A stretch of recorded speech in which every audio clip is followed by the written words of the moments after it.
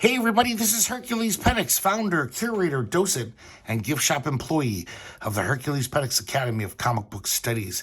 Today we're going to be looking at Breakthrough, a graphic novel collection from Catalan Communications published in 1990. This was published soon after the wall in Berlin was torn down, and pretty soon communism fell throughout Russia and the Eastern Bloc. But man, they got an all-star lineup to contribute to this. This is just a stellar lineup of artists. It's pretty amazing who's in this. I mean, right off the bat, we start with an Bilal cover. And so this is some nice stuff.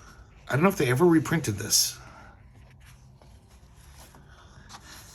It's edited by P. Christian and A.C. Koenig. I don't know who they are. We have this kind of front piece by Ilona Kiss. She's from Hungary. I think the artists in this book represent 10 different countries. They try to have as many international artists as they could.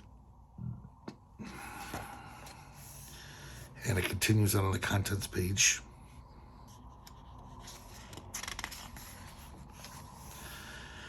We have an introduction by Pierre Christian, the editor. I couldn't find anywhere who draws these nice little illustrations. So I don't know, but they're very nice. I don't know if maybe Pierre Christian is a cartoonist as well. I just thought he was a writer. So who knows?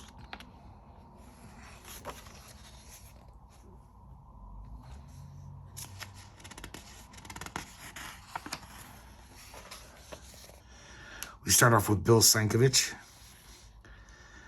We see these scary Nazi-looking zombie tape. Guys sea-kiling in front of a wall. And then time passes. And now we see the protesters, the democratic forces who want the wall to be torn down. Man, look at this beautiful Bill Sienkiewicz painted art. It's nice stuff. I'm sure you know Bill Sienkiewicz, American cartoonist, obviously. Famous for Electra Assassin. Also famous for being one of the first artists who brought painted art to mainstream comics. And, you know, within a few years, he went from being just like a superhero comic artist, like kind of typical, to being this totally inventive, multimedia artist, using photo collage, every kind of paint medium. I like this last page. This little cute little kid. He's using a little chisel, and it's so beautiful. These rainbow cracks radiating from it, and the sun is rising. Here we have Matthias Schultheiss. I hope I'm saying that right. He's a German cartoonist. Very famous for years. Catalan put out much of his stuff. He was famous for doing a lot of erotic graphic novels, but he did other stuff as well. He even adapted like Charles Bukowski into graphic novel form. But his stuff always kind of looked like this very 80s, bright, colorful style. It seemed very of its time. And this is about a couple who are watching the wall come down on TV, and they're arguing. This guy is kind of like a spoiled, shitty capitalist who's like, fuck those East Germans. I don't want to work. They're just I don't want them to come over here. And the wife is like, how can you say that? These poor people were in bondage for decades. You should be, aren't you happy they're free? And he's just this total cynic.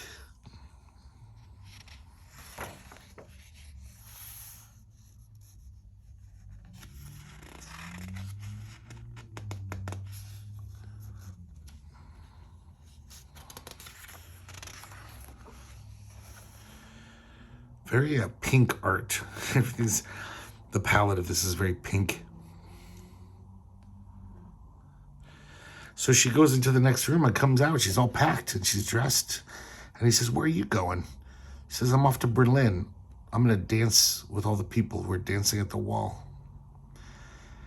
And this guy kind of shows his true stripes. He says, you can't just leave. You belong to me. You can't even breathe without me.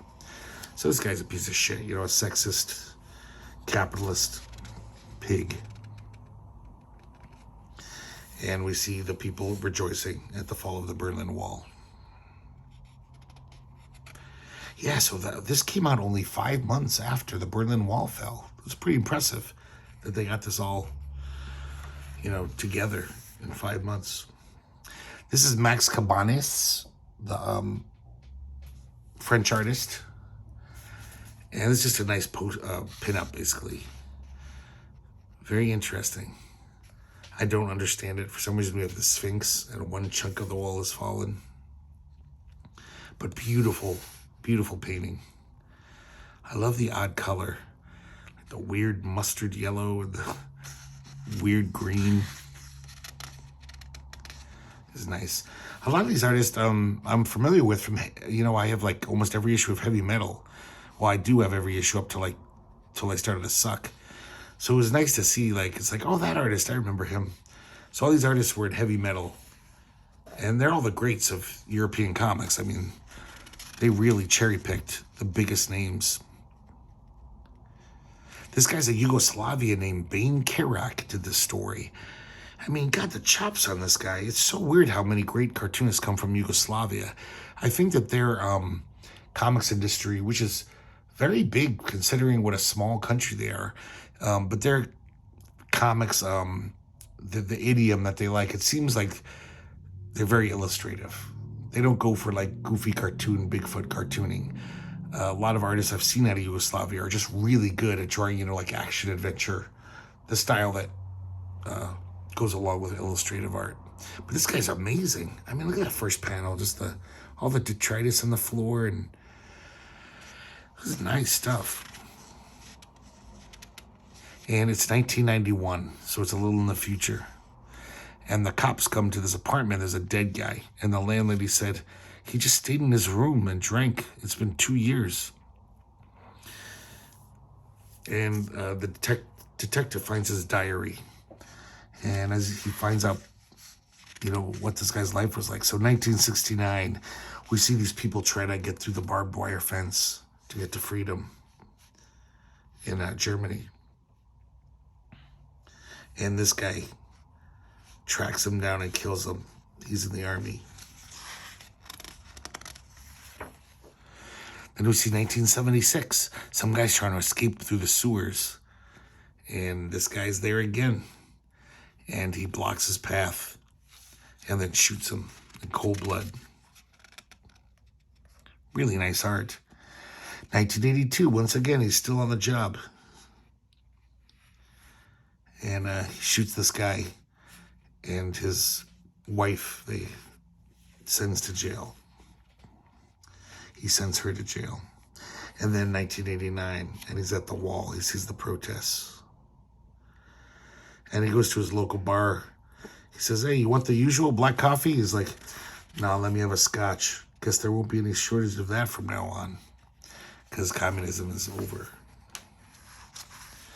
So that guy basically didn't want to live without his purpose in life. It was, I guess, capturing and shooting people just trying to escape. Here's a nice 2-pager from Jacques Tardi. I wouldn't even guess this was Jacques Tardi. This is like his earlier kind of Bigfoot style. I don't quite get this. This guy's peeing on the remains of the wall, and it turns into a hammer and sickle. So I don't get that at all. But it's nice to see Tardi, one of the great French cartoonists. Miguelangelo Prado. And I believe Prado is an Italian? Or maybe a Spaniard. And this is a nice little short story, basically. An epistemological story, all told through letters. And I guess there's this these lovers, and this is a while ago.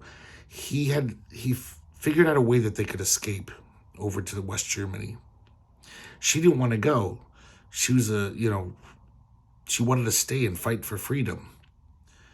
And he was just like, screw that. Let's just have a nice life. It's so much nicer on the other side, of the wall. So she's really capable And she actually gets into the Ministry of Foreign Affairs. So she uses her position to plan her own escape. Because eventually she's tired of waiting for her lover. Well, I mean, as far as she knew, she might never see him again. But she missed him. She kept getting letters from him through the underground. And she realizes, yeah, I want to leave too. Sorry. I can't spend my whole life fighting for freedom. It's never going to come, it feels like. So using her connections, she, I guess, forges some papers, but they catch her. And they throw her in a prison. So now she's really sad because she's probably never going to get out. So she'll never see her lover again. So she commits suicide in prison. And then it's a sad, ironic postscript. It says, 5 days after the suicide of this woman, Ann Muller, the wall comes down. There's a newspaper clipping. So if she only waited 5 more days, well, a little longer because she went to prison, but oh, it's just so sad. Just beautiful art, though. Yeah, I remember Prado was in heavy metal a lot. Always had these just beautiful stories about relationships between men and women. Sexual, romantic. Here's Francois Bouc. I don't know how to pronounce his name. Boucq. He's a big French cartoonist. And there's just a little spread showing all these people buying chunks of the wall at a supermarket. They're on sale. Doesn't really have much of a message, but, well, I guess it does. How capitalism wins in the end. Here's Lothar Dragar writing and the Zonic Collective. These are East German cartoonists. I didn't even know there was much of a comic scene in East Germany. I've never heard of a comic being reprinted from East Germany. I've never seen an article about, the comics there. It's pretty good, though. Kind of cartoony. This comic's called Wandlitz. And this guy hits a moose with his car. And the moose is still kicking. So he's like butting the car. His girlfriend's still in it. I think he kind of just, and he's like, oh shit, what am I going to do? And then all of a sudden he falls through this hole in the ground. And he lands in this like amazing bunker. It looks like it's stocked for Armageddon. There's bottles of champagne. It looks like there's bananas, which I don't understand because they wouldn't last that long. And he gets to this control center, and this guy is watching footage of Eric Honecker. He was the general secretary of the East German Republic, the German Democratic Republic. And I really don't get this ending. I'm not politically savvy enough, but he says, oh, this is where you've been after all these years. So the guy turns around and calls him a traitor, and he shoots him. And then I think it's just a dream because this guy's in a mental institution. He had a nervous breakdown. He's in a straitjacket. I don't know, but really nice cartooning. These guys probably worked for the East German Mad magazine or something. It looks like they could have. This is nice Francois Thomas. I totally remember this guy from heavy metal when I was growing up. Just such a weird, unique style, the way he draws anatomy. Really hot, though. That's why I really remember him, because I was a teenage boy. And something about the way he drew these, like, muscular Amazon women I found very appealing. So it says, East Germany, traditional compass. And there's no west on the compass, just pointing east. This says, we're the bathing beauties of the east, east, east. Bring on your pretty boys with their tools, all greased, greased, greased. It's very silly. These are almost just like little gag cartoons. East German designer's latest project, filling out the compass so it has a west side. First fashion show of East and West artists. The West designers all together flattened by the East. And we see this like industrial tractor, which like the communists were, that's the kind of stuff they built. It wasn't pretty. It was just there for, it was utilitarian.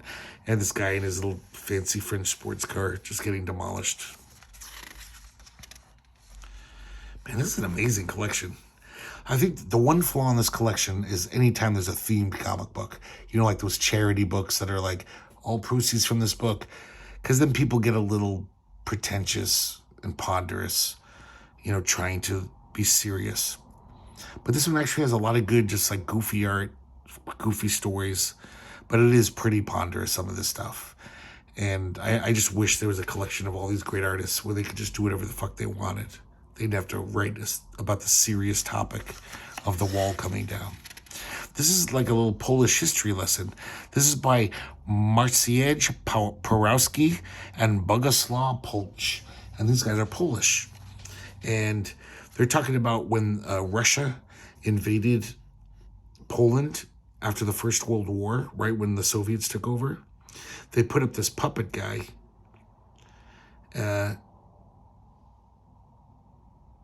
Wait, am I getting this right? Oh, yeah, I'm sorry. He was a Polish aristocrat.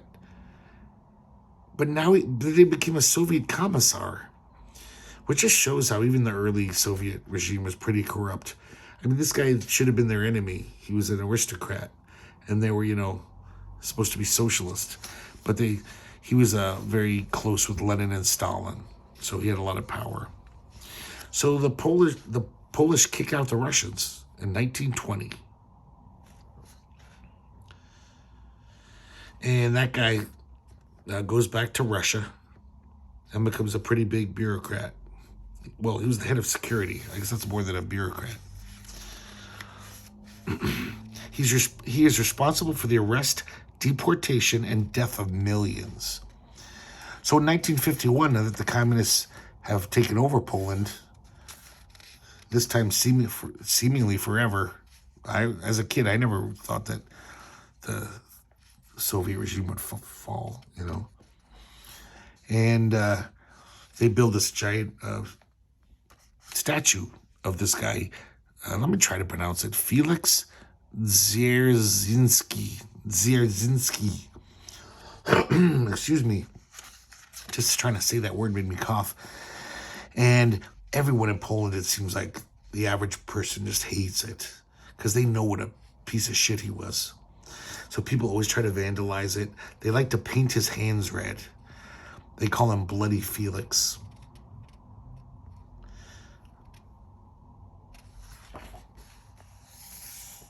So it almost becomes like a full-time job for the police. Every night the statue is vandalized and they've got to, you know, try to jail the person who did it, find out who did it, or just protect the statue. But of course they're very brutal when they catch the people who are vandalizing the statue.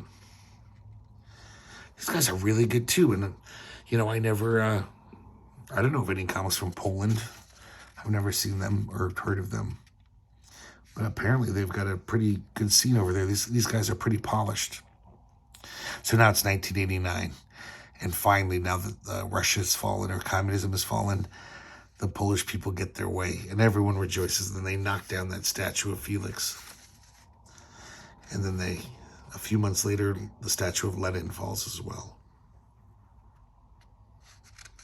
And not a single life is lost. It was a bloodless coup. Bloodless revolution, I should say. This is the French cartoonist Jean-Claude Mézières. I don't know if I'm probably saying that wrong. But this is just like a cute little gag. We see before the fall of the wall, you know, there's the wall. It's all gray. There's all this barbed wire. And this guy's on the East German side. He's just eating like a little bratwurst and a beer. It doesn't seem that bad to me. And then, but then they show after capitalism is totally colonized. Checkpoint Charlie fast food, Gorby's burger, and everything's bright colors. And that same guy is now eating a McDonald's burger and a Coke. So I don't really get the point of this cartoon. This guy could still order a beer and a bratwurst. That's kind of capitalism. You have the choice. That's the one nice thing about capitalism is there's lots of things to buy, different things. And he looks like very sad about it. So this is a kind of a sardonic view on the fall of the wall. It's not going to be this glorious thing necessarily. The wonderful Italian artist Milo Manara, world famous. We see this woman walking her dog by the wall. And, you probably know this, but back when the wall was up, people used to graffiti art it, make beautiful murals. And he sees this, she's looking at this one, seems to grab her attention. It's a musician. And the musician flies off the wall and starts dancing with her.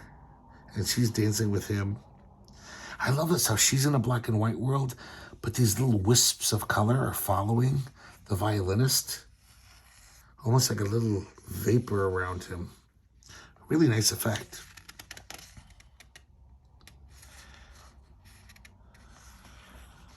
Yeah, my Catalan Communications, I've talked about them before. They were like one of the best publishers in the 80s. Translated lots of European graphic novels. They did a lot of Milo Manara stuff. A lot of his pornographic graphic novels and his non-pornographic graphic novels. They were probably a big chunk of their sales. Those books sold a lot. So then the woman enters the wall. And now she's in color. And then the dog looks, and it looks like she really entered the wall for good. She's two-dimensional. This poor dog's just left all by himself. And then I assume this is a while later. Maybe this dog has just been living on the street all this time. And he finds the shattered pieces of the wall. And he sees his old owner and that musician. Not sure at all what the hell this story is trying to tell us, what the message is. But it's just some beautiful Milo Manara art. Just some nice imaginative stuff. Milo Manara is so good at drawing like women's asses. That's what he's known for. And yet, look how great he draws a dog, too. He's just great. He's a great artist all around. But he really likes to draw women's asses. And he draws them well. Here's a Russian writer, Dmitry Savitsky, teaming up with a French cartoonist named Jean-Louis Floch. And he just wrote a little short story, a little vignette. And this guy illustrates it. Floch shows a little science fictional view. Kind of looks like they're at a World's Fair or something. I actually couldn't even tell what this has to do with the story. It's not really a story, it's just a little vignette. Just talking about how when you had, before communism fell, if you had a manuscript you had to find, you would put it in a pot and put it in the oven so the party couldn't find it, the soldiers. And just talking about how weird it was to live in a country where words were divided into authorized and forbidden ones. I don't know if I've ever seen Floch. They might have been into heavy metal, I just don't remember the name. Oh, I love this guy, Daniel Torres. And he's a Spaniard. And he kind of took that clear line art, but made it like more crisp and graphic. I don't know how to describe his art. It's just so, I just love it. It's so perfect. The design work on all of his characters. And we see, it looks like God and the devil. And they land on this planet that's completely divided by a wall. One side's blue, one side's red. But there's a little bit that's fallen apart. Meanwhile, these two aliens who are on a kind of a tour. They're on this tour that's from the travel agency that says, witness the changes in your universe. So they're like, wow, we got first row seats. This is impressive. So these guys are arguing about like, your side did this. No, you guys did this. So then all of a sudden we see this kind of symbolic, I guess it is a symbolic image of after the wall falls. And we see this like tidal wave of American capitalist stuff coming in. We see RoboCop, but he's dressed as Uncle Sam.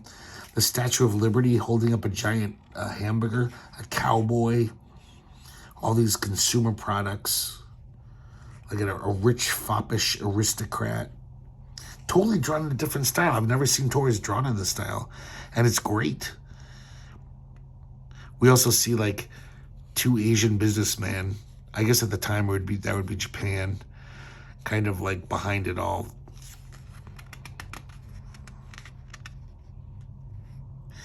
And the God figure just says, oh, let's just sit back and watch what these crazy humans are going to do now that the wall's broken down. And we see their weird style again. I don't know what they're. It's almost like are they building a Tower of Babel of all the different countries that are now going to have influence over East Germany? Not quite sure.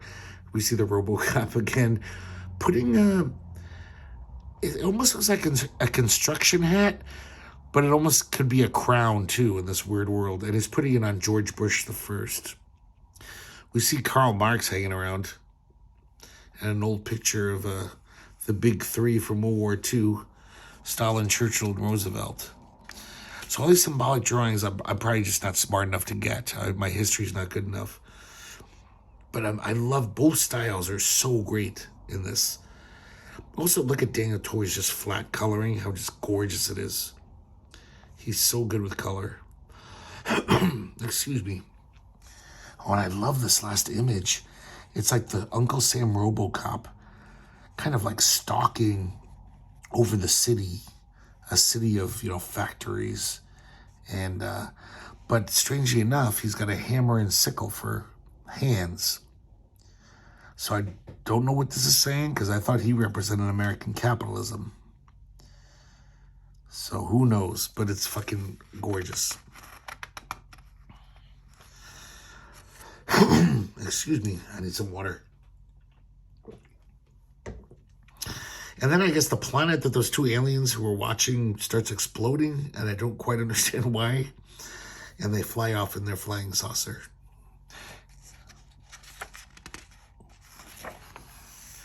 Here we got Neil Gaimin and Dave McKean. I don't think I have to tell you much about them. You probably know. And this is really it's not really a comic. Neil Gaimin just basically wrote 4 little prose poems, and Dave McKean, using lots of photos, lots of collage, illustrates them. Dave McKean was definitely doing a lot of this around that time, 1990. Really graphically appealing. I mean, he was so, this guy influenced, just graphic design outside of comics. You saw this so much, and just, sometimes I'd read magazines that would have this total style. Very attractive.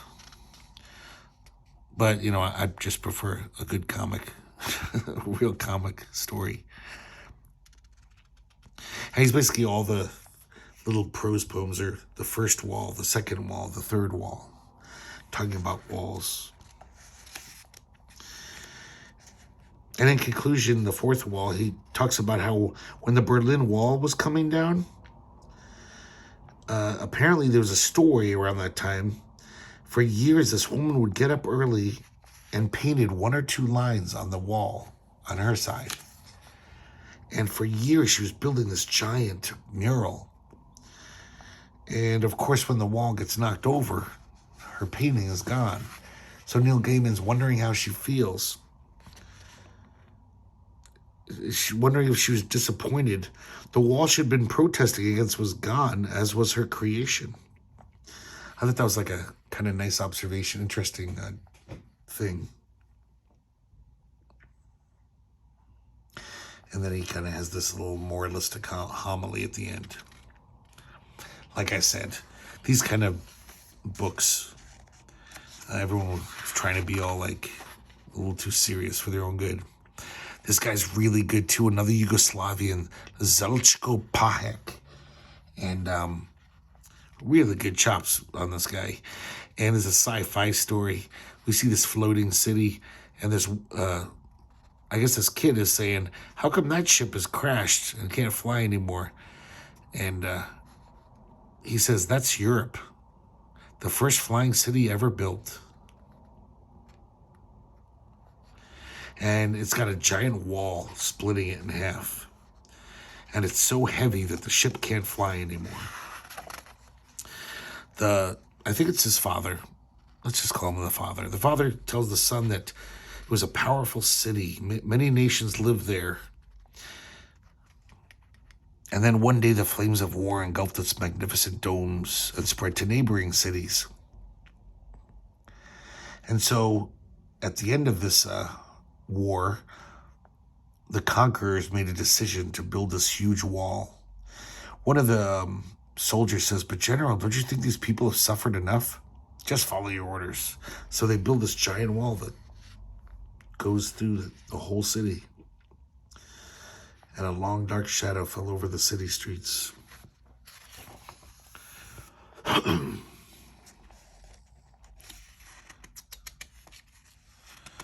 Oh, I'm sorry, it's his grandfather. So now it's, I think this is some time has passed. All the people are fed up with this wall and they're going to tear it down. There's all these like cool looking soldiers, sci-fi soldiers with robot dogs. And they're like, move back or we'll open fire. And then all of a sudden they hear these little trunk sounds. And someone from the other side of the wall is breaking through, and these arms poke through the holes in the wall of the people on the other side. Everyone runs up to touch them and hold their hands and shake their hands. And then they run back because all of a sudden the wall just dissolves. It crumbles into dust. And everyone runs from each side to embrace each other.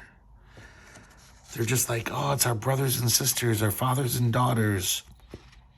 You know, the people on the other side. The soldiers take off all their armor and are like, let's join the people. We belong with them.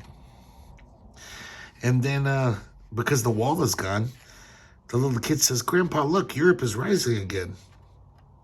Yes, my son, we've waited for this day. She's free of her burden at last. A united Europe, better and happier. It's very optimistic, this comic. If he could only see what would have happened to, like, you know, Russia, and, you know, he wouldn't have made this comic. And then it gets really just sappy. The robot says, how did those weak people destroy in one instant what machinery spent days constructing? Nobility. It was nobility, something only humans possess. Man, he's got to wake up. Humanity's not that great. Nobility, my ass. So this is just a little short story, and Victor Mora, beautifully illustrated by this Annie Goatzinger. Never heard of her, but man, she's good. I'm surprised we don't know about her in America. Like, it seems like her art would go over well. It's just very, you know, concrete imagery. And it's pretty much just like an essay. But it's interesting because he's rejoicing in the fact that the walls are coming down, but he's also saying, like, hey, the walls in the West need to come down. Yeah, it was a corrupt form of communism in East Germany and Russia, but the West has got plenty of problems of their own with their capitalist society. The walls need to come down between the poor and the rich.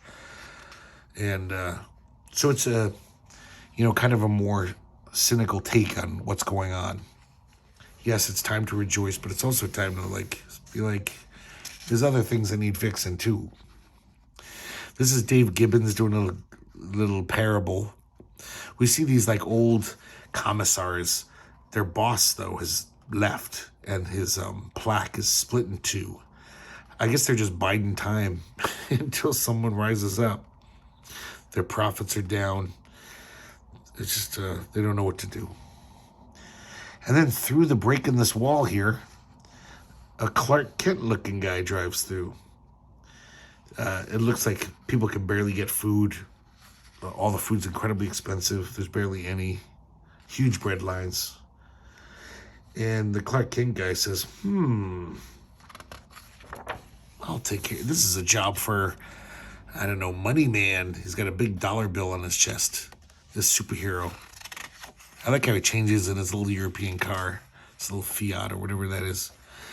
And so he brings capitalist treasures to these people. Blue jeans and CDs and Walkmans, cigarettes. And he dispenses them among the people, and they're happy. He breaks into the palace and uses his heat vision to fix that little plaque.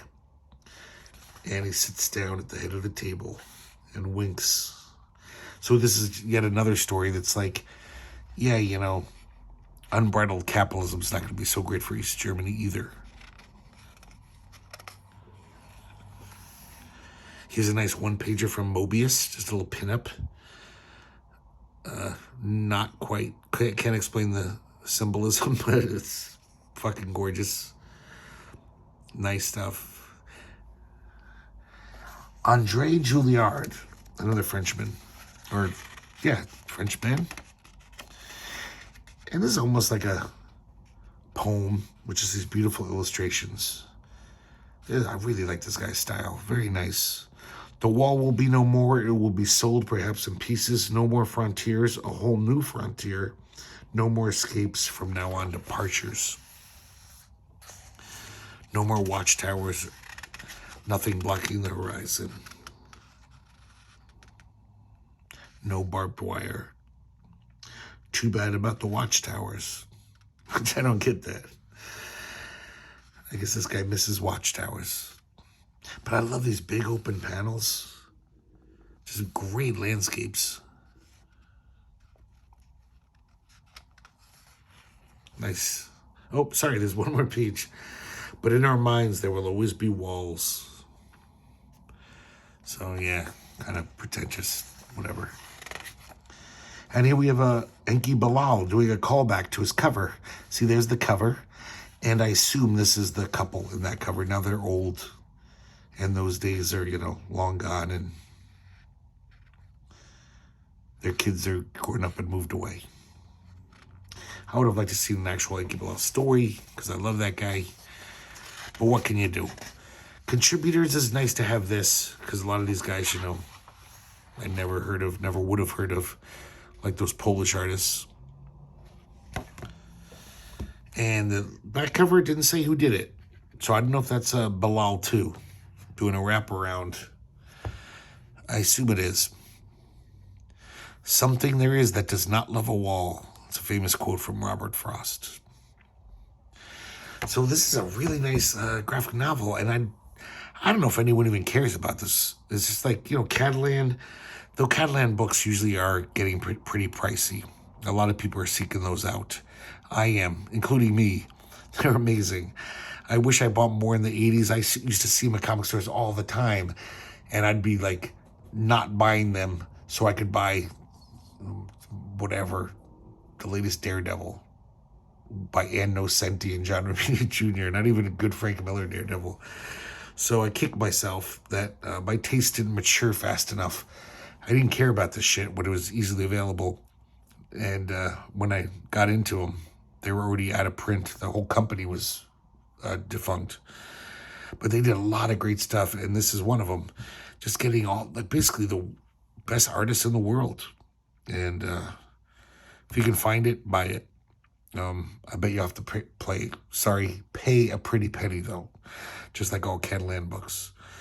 So thank you so much for watching, and I hope you come back here to the Herculespetix Academy of Comic Book Studies.